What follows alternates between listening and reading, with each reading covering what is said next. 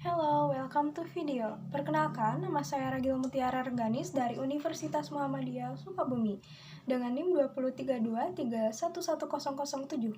Nah, di sini saya akan menjelaskan tentang pencegahan primer, sekunder, tersier dalam kasus kegawat daruratan overdosis atau keracunan obat. Nah, di sini ada yang tahu nggak sih overdosis itu apa? Nah, jadi overdosis adalah keadaan di mana seseorang mengalami gejala terjadinya keracunan yang mengakibatkan ketidaksadaran akibat obat yang melebihi dosis yang bisa diterima oleh tubuh.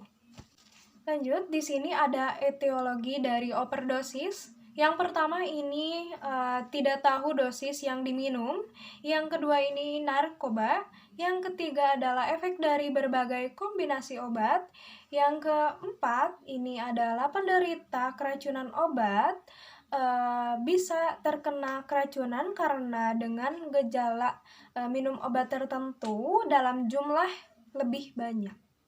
Dan yang terakhir ini adalah tubuh penderita keracunan obat mengalami efek samping.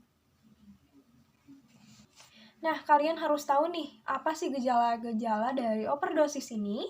Nah, di sini ada penurunan respon tubuh, lalu yang kedua ini ada gangguan pernapasan juga. Next, di sini ada diare, lalu gangguan penglihatan juga, ada lemas, pusing. Lalu di sini ada kejang-kejang, keringat berlebihan, serta gangguan pencernaan ringan seperti mual, muntah. Dan yang terakhir ini ada beberapa bagian kulit menjadi biru karena kekurangan oksigen. Untuk selanjutnya kita akan membahas tentang pencegahan. Pencegahan yang 3 tadi, pencegahan primer, sekunder, dan tersier. Nah, untuk pencegahan primer ini melibatkan tindakan yang diambil sebelum terjadinya masalah kesehatan dan mencakup aspek promosi kesehatan dan perlindungan. Dan dalam aspek promosi kesehatan ini juga pencegahan primer berfokus pada peningkatan kesehatan secara keseluruhan, mulai dari individu, keluarga, dan kelompok. Untuk pencegahan primer tadi, upaya untuk melakukan pencegahan primer meliputi pendidikan kesehatan atau penyuluhan kesehatan kepada masyarakat mengenai yang pertama ini cara penggunaan obat dan pengonsumsian obat, serta yang kedua ini berapa dosis yang dibutuhkan. Lanjut,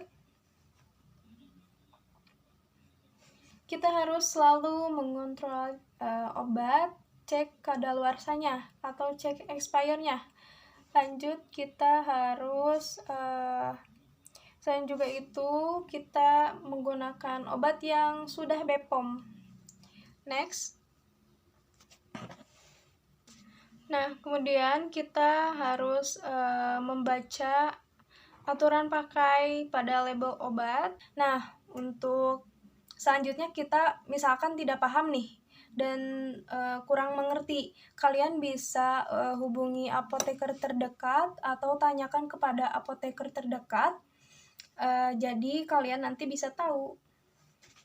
Next. Oke, nah yang kedua ini pencegahan sekunder.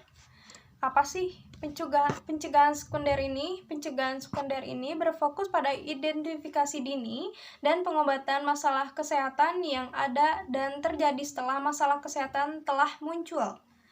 Nah, di sini ada gambarnya. Nih, kalian bisa lihat. Yang pertama dilakukan ini hubungi ambulan. Lalu jika ambulan belum sampai atau belum datang, kita cek nadi dan pola napas dan serta saluran napas. Setelah itu, kita menyarankan untuk penderita itu muntah. Next. Dan jangan lupa kita juga menggunakan APD. Lalu bersihkan jalan napas penderita dari muntah. Selanjutnya kita bisa baringkan terlebih dahulu penderita dengan menghadap ke kiri dengan posisi yang nyaman ya tentunya. Lalu jika ambulan belum datang, kita bisa memberikan apapun yang dapat menetralisirkan seperti cuka, susu, ataupun jus lemon. Nah, yang terakhir juga kita jika penderita tidak sadarkan diri, jangan berikan sesuatu atau memasukkan sesuatu ke dalam mulut. Next. Nah, ini yang terakhir nih, pencegahan yang ketiga. Pencegahan tersier adalah kegiatan yang bertujuan mengembalikan klien ke tingkat fungsi tertinggi dan mencegah kerusakan lebih lanjut dalam kesehatan. Nah, di sini ada keracunan merupakan penyakit yang dapat dicegah. Orang dewasa yang pernah terpapar racun karena kecelakaan harus mentaati instruksi penggunaan obat dan bahan kimia yang aman, yang sesuai yang sudah tertera pada labelnya. Lalu penderita yang menurun kesadarannya itu harus dibantu dalam meminum obatnya. Serta kesalahan dosis obat oleh petugas kesehatan juga membutuhkan pendidikan khusus bagi mereka. Next, penderita harus diingatkan untuk menghindari lingkungan yang terpapar bahan kimia penyebab keracunan. Departemen Kesehatan juga dan instansi terkait juga harus diberikan laporan bila terjadi keracunan di lingkungan tertentu atau tempat kerja untuk meminimalisir korban selanjutnya. Oke, baik, mungkin cukup sekian tadi pembahas tentang mengenai pencegahan primer, sekunder, tersier, kegawat daruratan, overdosis, atau keracunan obat. Nah, semoga penjelasan saya bermanfaat bagi Anda.